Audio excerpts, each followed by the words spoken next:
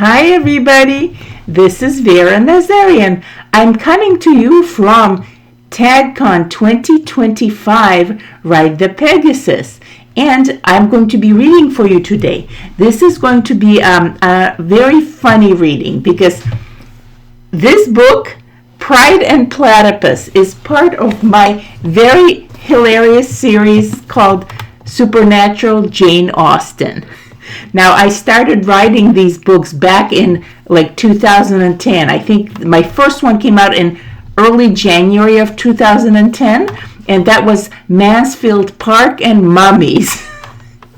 And this happened kind of at the time when we had the Pride and Prejudice and Zombies craze, when all those the mashups were happening. So I said, you know what, I can do one too.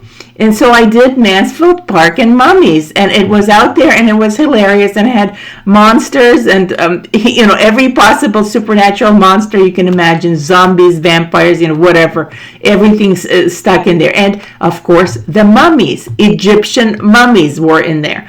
Now, after that, later in the same year, 2010, I had the second book in this series, which was Northanger Abbey and Angels and Dragons. And that book was a parody of Dan Brown's Angels and Demons. So we had a lot of fun with those books, and they had all kinds of special features inside, just like this one. Now, this is the third book. This came out in 2012. Pride and Platypus. This is a parody of Jane Austen's, the most popular Pride and Prejudice book. So Pride and Platypus. It has special features. It has illustrations, so I will show you some of them later. But it also has things like footnotes, and they're like crazed. They're absolutely insane footnotes by a crazy editor. So you have to read the footnotes because they're stupid. They're ridiculous, like an editor who's saying strange, stupid things inside the book. So you have to read the footnotes because they're intentionally hilarious. And we have blurbs. So all these are fake blurbs in the back. And I'm going to start off by reading some of these blurbs just because it's so funny. So, okay, Pride and Platypus. The idea is that all the gentlemen, when the moon turns full, they start turning into these beasts. And we're not just talking things like werewolves, okay? We're talking things like skunks and any tigers, lions, bears, strange beasts, animals, a lot of Australian fauna. So this one, so-and-so, Mr. Darcy is a platypus. But let me just read to you the blurbs, okay? Because this is to put you in the mood. So these are fake blurbs by period people of that period, supposedly. So, a sufficiently pleasing literary trifle. Only might one be kind enough to explain why a certain gentleman constantly finds himself in wet shirt sleeves for no apparent reason? A gentleman of impeccable attire. Another one. I require an introduction to this Mr. Darcy in all haste. Does the gentleman possess a male unattached sibling, preferably with a proper beastly affliction in place of what the gentleman himself suffers? A lady of elegance. Quack! The Brighton Duck.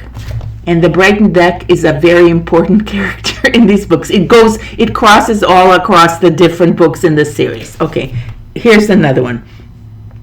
There is entirely no excuse for the unseemly public behavior of some people's gauche relations. I have returned this distasteful tome to the lending library, and shall henceforth endeavor to forget all of which I have inadvertently read in one sitting.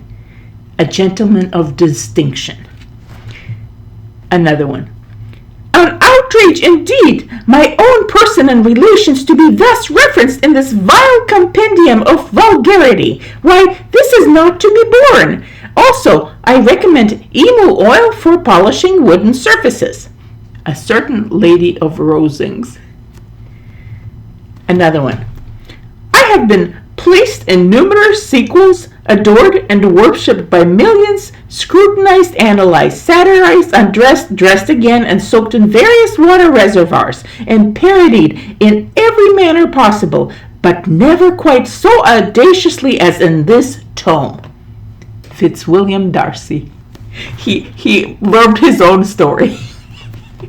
And here's another one.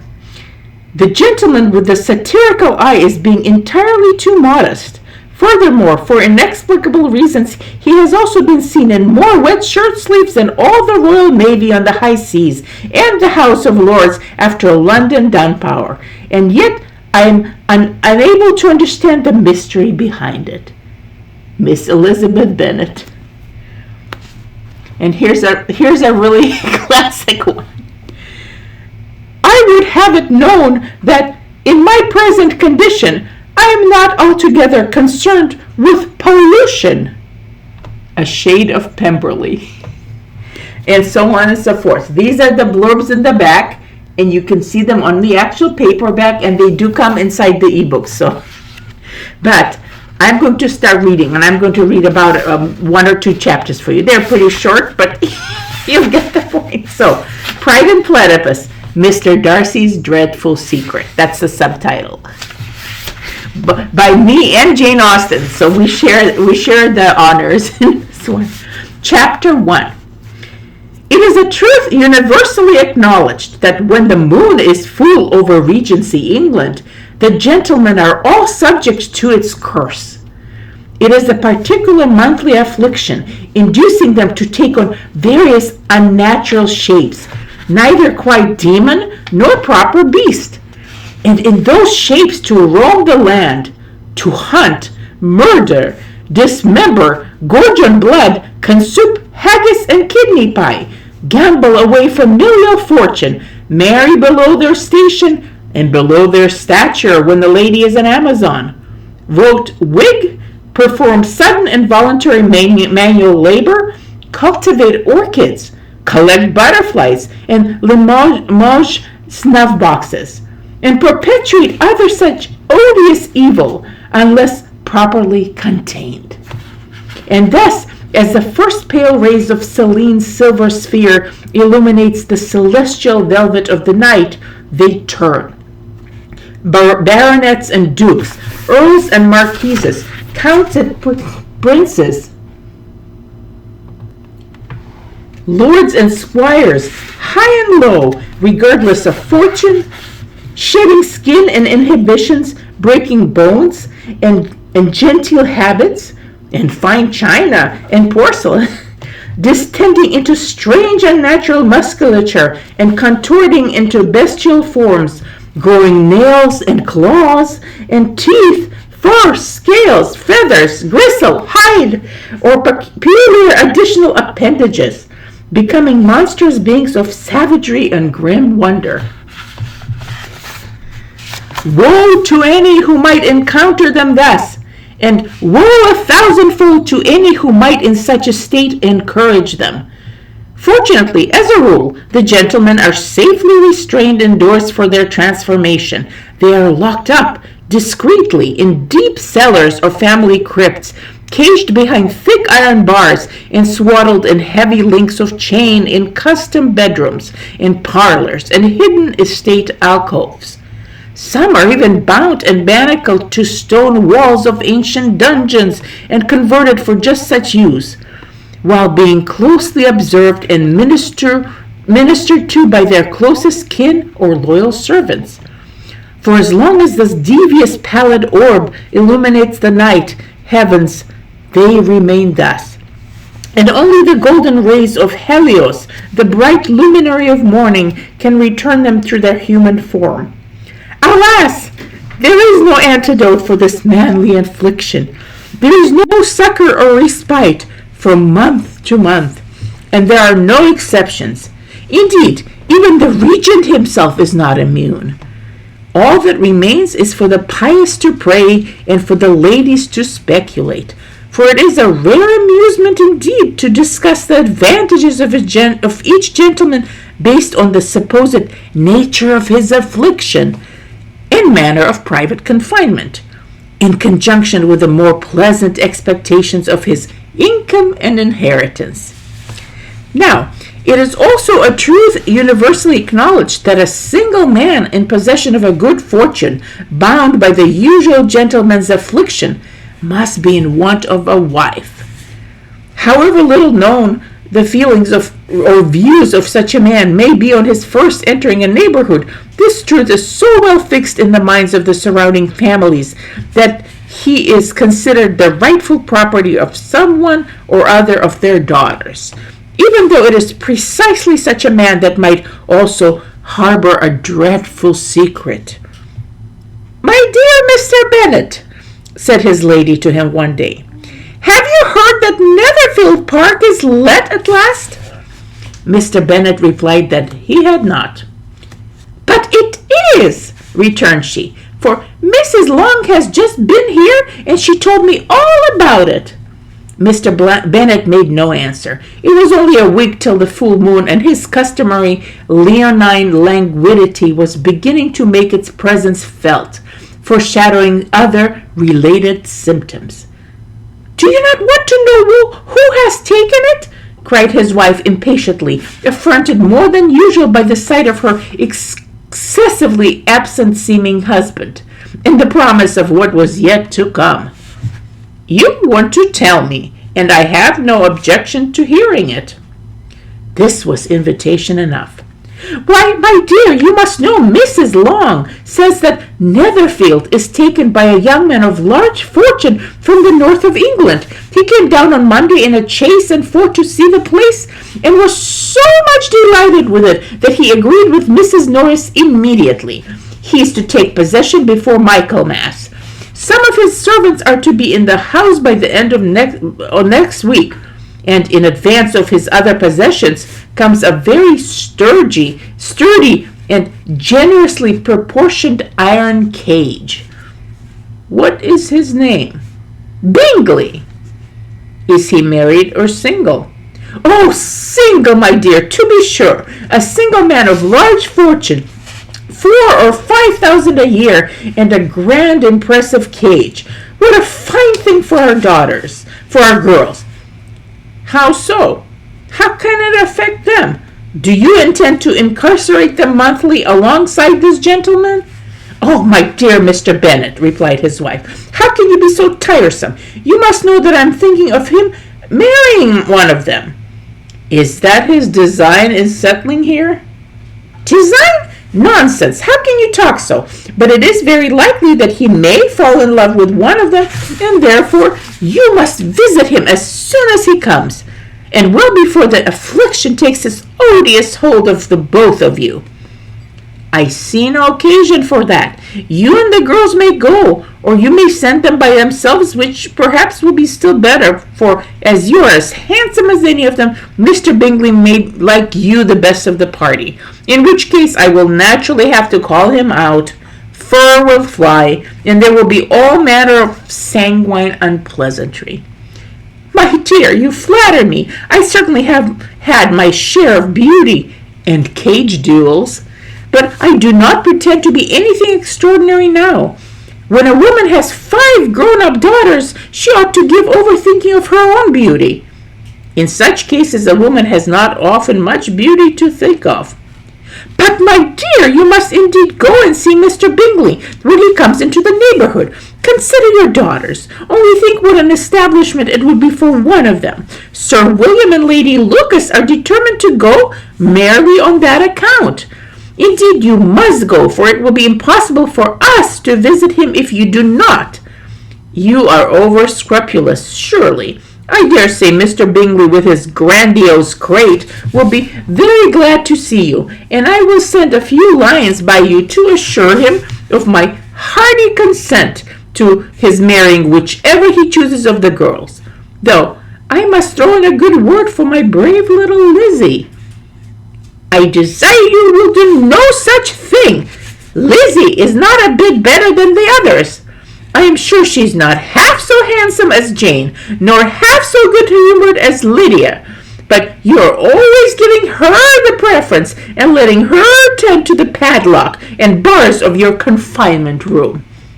"Indeed, Lizzie is the only one who dares approach the confinement room when I am within. But they have none of them much to recommend them, replied he.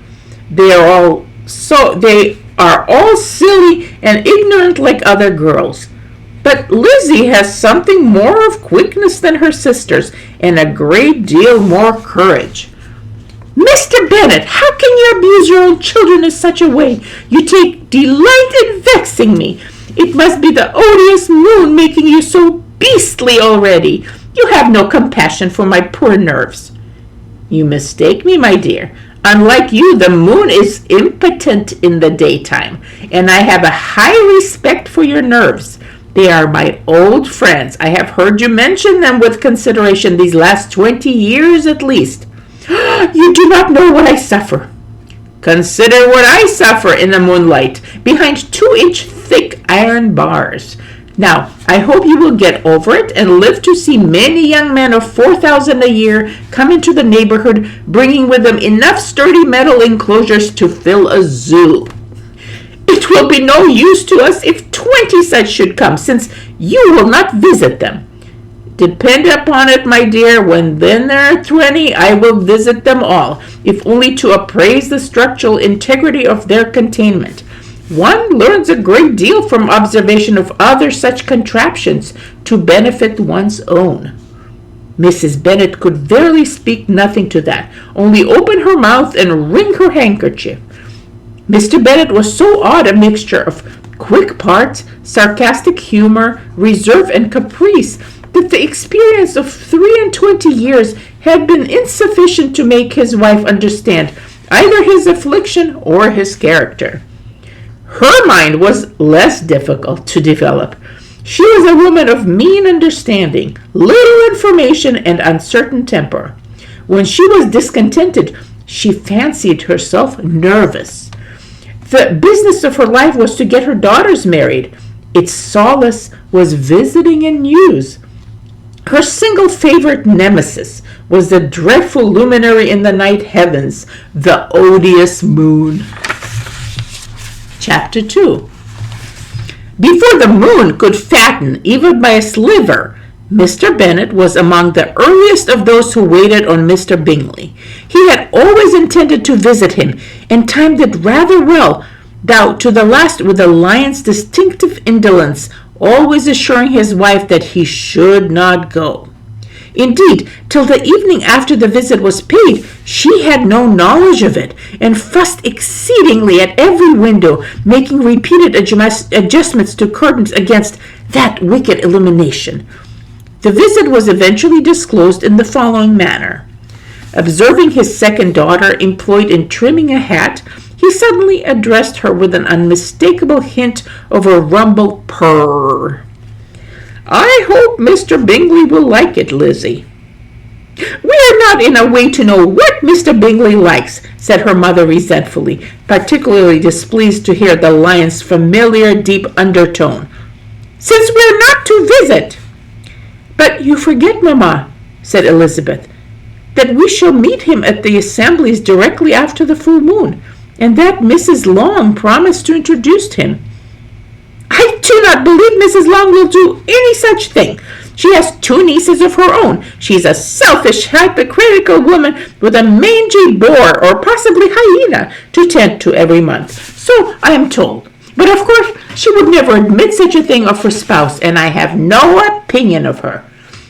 No more have I, said Mr. Bennet, continuing to rumble deeply, at which his wife reacted with rising discomfiture, of which he had no doubt perfectly aware, and thus they resonated off one another in perfect mutually building dissonance, as only 2 perfectly untuned strings can, when forced by proximity to sound together. And I am glad to find that you do not depend on her serving you. Mrs. Bennet deigned not to make any reply, but, unable to contain herself, began scolding one of her daughters. Don't keep coughing so, Kitty, for heaven's sake. Have a little compassion on my nerves. You tear them to pieces, worse than any large-clawed creature in residence. Kitty has no discretion in her coughs, said her father. She times them ill. with little regard to the phases of the moon or her mother. "I do not cough for my own amusement," replied Kitty fretfully. "When is your next ball to be, Lizzie?" "Tomorrow fortnight, as soon as the gentlemen are fully recovered from their ordeal." "Aye, so it is," cried her mother. "And Mrs. Long does not come back till the day before, since she had to mind some additional relation's odious cage. So it will be impossible for her to introduce him, for she will not know him herself." "Then, my dear, you may have the advantage of your friend, and introduce Mr. Bingley to her." "Impossible, Mr. Bennet, impossible! When am I not acquainted with him myself? How can you be so teasing?" "I honor your circumspection. A fortnight's acquaintance is certainly very little. One cannot know what a man really is by the end of a fortnight. That is, one might observe the painful moments in the cage, followed by the usual glib recovery in the drawing-room.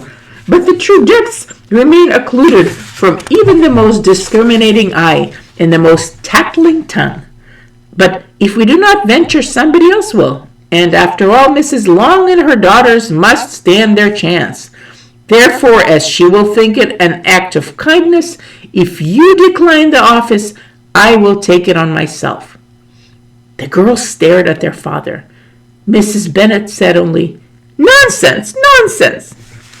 "What can be the meaning of such emphatic exclamation?" cried he.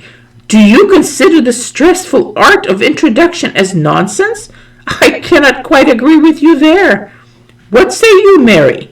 Come, have I grown my lion's coat and teeth a tad early, that you stare so, child? Speak, for you are a young lady of deep reflection, read great books, and make extracts." Mary wished to say something sensible, but knew not how, particularly now that dire visions of her father's affliction were presented so bluntly to her sensible mind.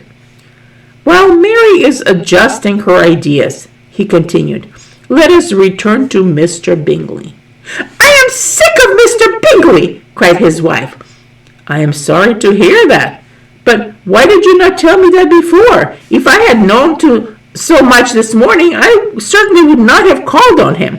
As I have actually paid the visit, we cannot escape the acquaintance now. Indeed, always a pleasure to make acquaintance with a fellow grand feline, a tiger, to be precise, for such was revealed to me is the gentleman's condition." The astonishment of the ladies was just what he wished, that of Mrs. Bennet perhaps surpassing the rest. When the first tumult of joy was over, she declared she had not expected it, all the while exclaiming, "A tiger! Oh, what a fine thing! A tiger! Are you certain, Mr. Bennet? Did he admit to it outright? Indeed, how pleasantly direct of him!" "If you recall, my dear, we have our ways of ascertaining such things without the uncouth bluntness of direct inquiry. But, yes, rest assured I smelled a tiger." "Oh, Mr. Bennet!" Her husband's chuckle was very much a rumbling purr. "How good it was of you, my dear Mr. Bennet," she continued. "But I knew I should persuade you at last. I was sure you loved your girls too well to neglect such an acquaintance. Well, how pleased I am. Such a good joke, too, that you should have gone this morning and never said a word about it till now. Now, Kitty, you may cough as much as you choose." And Mr. Bennet left the room, fatigued with the raptures of his wife. "What an excellent father you have, girls," she said, when the door was shut. "I do not know how we will ever make him amends for his kindness. Indeed, after this coming full moon, do take care to make your father's recovery as gentle as possible. At our time of life, it is not so pleasant, I can tell you, to be making new acquaintances every day, feline or otherwise. But for your sakes, we would do anything. Lydia, my love, though you are the youngest, I dare say Mr. Bingley will dance with you at the next ball." "Oh," said Lydia stoutly, "I am not afraid, for though I am the youngest, I am the tallest." The rest of the evening was spent in conjecturing what manner and how much of a tiger he was. how soon he would return Mr. Bennet's visit, and determining when they should ask him to dinner. Now, this is hilarious because the more this book goes on, a lot of it is Jane Austen. That's what a mashup is. It's combining the original text of the books with inserts of the other story, which happens to be strange, demonic wild animals possessing all these gentlemen. And as it goes on and on, it gets really wilder and wilder. Now, I'm not going to give some things away, but here's one of the illustrations. Now, this is the ladies at the Netherfield Ball. Let me show you another one. Here's one. Because again, you know the story of Pride and Prejudice, and this follows along, except we get slightly different things. This is Elizabeth Bennet reading the letter that Mr. Darcy gave her after being refused at the proposal. Now, how he's refused and what happens is completely different. But she's reading a letter, and in it, he's telling her the story of the platypus. So that's a slight change from the original. Now, you have another one. Here's an illustration of, this is Lady Catherine de Bourgh sitting on the bench, and this is Lizzie Bennet because she's being attacked by the Brighton duck. So she's using an umbrella to rescue the lady, shall we say. But in any case, so there are a lot of illustrations. There are funny things, and yeah, I drew the illustrations are by me. So I did the illustrations, and the footnotes are all over the story here. So you're gonna find these really inane, kind of wild and crazy footnotes. And let me see if I can maybe find one for you that's kind of funny, because they are quite funny. And there's also more than one editorial comment. So you have a footnote and then another footnote telling the first footnote to stop, and then the third footnote. So they're like arguing back and forth in the footnote. So you have got to read the footnote. It's not something to skip as you would normally skip footnotes. No, this is a part of the story. So in any case, I wanted to read a couple of these chapters to show you this. And this is a series called Supernatural Jane Austen. And at some point, I do hope to complete it with all the Jane Austen books. And each one will be slightly inspired by different things. For example, we have one, A Pagan Persuasion. That's coming up. That's my next one. I'm still working on that one. That's with Greek gods involved. And then there's more. There's, of course, Sense and Sensibility and so on. And they're all slightly different supernatural beings. So here we have wildlife. In the Northanger Abbey and Angels and Dragons, we had teeny little angels flying everywhere and huge big dragons. So dragons were like dragon shifters. in any case, and of course the first one was Mansfield Park and mummies, Egyptian mummies and lumbering mummies all over the British countryside. So if you want to give these books a try, they're completely different from the Atlantis Grail, but I think they're worth your time if you like Jane Austen and if you like to laugh, because this is Jane Austen on steroids. It's just, it's silly. It's completely silly, but I think you will enjoy it. So in any case, hope you enjoyed me kind of giving you a sample read from these books, and this was a part of TagCon 2025, Ride the Pegasus. And whenever you watch this video, it's up to you, but enjoy the rest of the convention because it's happening. Bye.